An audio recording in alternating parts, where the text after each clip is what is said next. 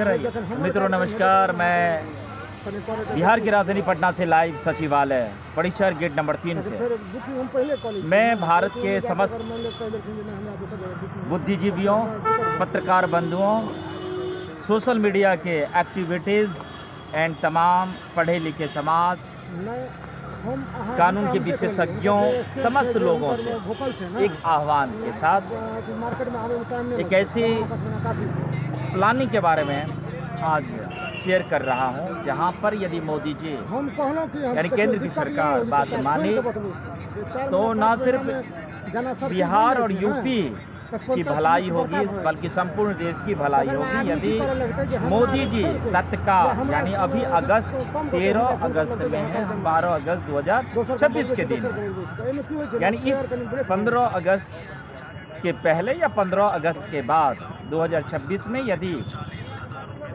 5 महीना में नरेंद्र मोदी देश के वे प्रधानमंत्री जो 2014 से पहले वो समस्त वादे दिखाया करते थे जो हमारी देश की उस समय में नीड थी, महंगाई या बेरोजगारी, बलात्कारी, चमत्कारी, ये तमाम चीजें, लेकिन कांग्रेस के तर्ज पर जाकर के मोदी सरकार कांग्रेस से भी आगे निकल जाएगी भ्रष्टाचार में, आतंकवाद में, घरेलू हिंसा में, नशा उद्योग को बढ़ाने में। ये किसी भी देशवासियों को यह न तो कभी मंजूर था, न मंजूर है, न इसके लिए सहने के योग स्थिति में है।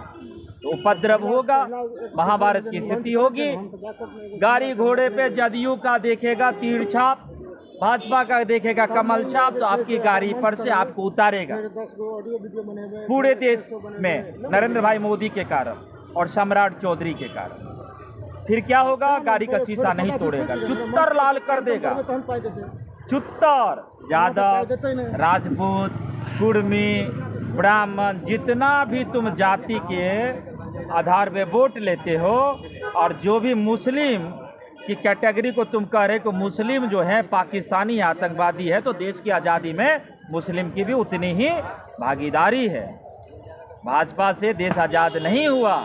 जो लोग आज़ाद कराने में शहीद हो गए उनके परिवार को जाकर के देखो, और ये जो चमचे गद्दार हैं जिसमें नरेंद्र भाई मोदी का नाम सबसे पहले है, ये देश का एक ऐसा निकम्मा आदमी कुर्सी पर बैठ गया जो अध्यात्म को और धर्म को और मंदिर और मस्जिद को और पुरोहित और मौलवी को इस कदर से भारत में आतंकवादी के रूप में, मारकाट के रूप में, एक ऐसा चेहरा के रूप में बदनाम किया जो हमारी भारतीय संस्कृति, हमारी शिक्षा और हमारी सभ्यता और हमारी संस्कार, इसकी शिक्षा और इसकी अधिकार किसी को नहीं देती। भारत एक लोकतांत्रिक देश है, यहाँ पे नियम और कानून है, संविधान के अनुसार से चलता है, और भारत का संविधान बाबा साहब अम्बेडकर साहब ने लाया था। पढ़े लिखे लोग थे, बहुत ही पिछड़े समाज के थे, उस समाज से थे जिनको कुआं पर पानी भी नहीं देता था पीने के लिए। चाहे मेरा समाज हो, मैं राजपूत जाति का हूँ, तो राजपूत भी यही काम करता था।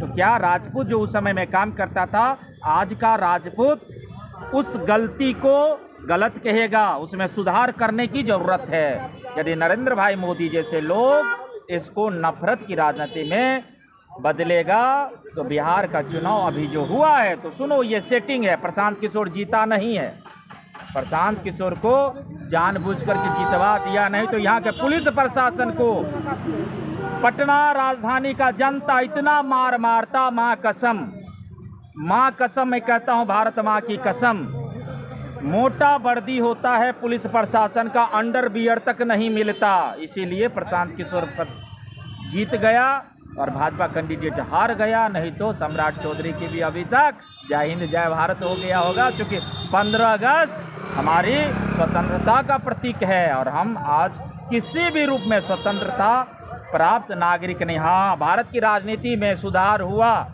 आतंकवादियों का राज हुआ, कांग्रेस ने लूटा, भाजपा ने विरोध किया, लोगों ने भाजपा को समझा ये देश हित में काम करेगा, लेकिन यह ना तो अपने परिवार ना अपने बच्चे बल्कि सबको लूट लिया, और लूटने वाला देशद्रोही होता है, ये समस्त भारत की जनता जानता है। जिस प्रकार 25/7/2026 के दिन थाना परिसर, सचिवालय परिसर से एक लड़की को अपहरण होता है ना, और वो वीडियो बनाता है, वो भी मिलियन में चला जाता है, लेकिन अपहरण करने वाले पर कार्रवाई करने वाले लोगों का मोबाइल छीन लेना, मारपीट करना कितना बड़ा जुल्म है। इसको आप क्या कहते हैं, सही है या गलत? गलत है। गलत है। इसी तरह से विरोध होगा। तो आइए मोदी जी हट जाइए और योगी जी को सरकार बनाइए। क्या योगी जी को देश का प्रधानमंत्री बना दीजिए, और मोदी जी में पावर है। तो आइए यूपी का चुनाव भाजपा के मुख्यमंत्री पद पर आप जैसे योग्य उम्मीदवार नहीं हो सकता है, दिखा दीजिए अपना चेहरा। यदि आप में छवि अच्छी है तो, नहीं तो देश छोड़ करके चले जाइए। जय हिंद, जय भारत। ये जैन जी का बाप बोल रहा है संदीप सिंह चौहान। याद रखना, जैन जी का नेतृत्व हमारा बेटा करेगा, लेकिन हिंसा करके नहीं, अहिंसा करके शांतिपूर्ण तरीकों से अपने घर में मोबाइल के जरिए भारत छोड़ो आंदोलन लाएगा। ये मारपीट नहीं करेगा। जय हिंद, जय भारत।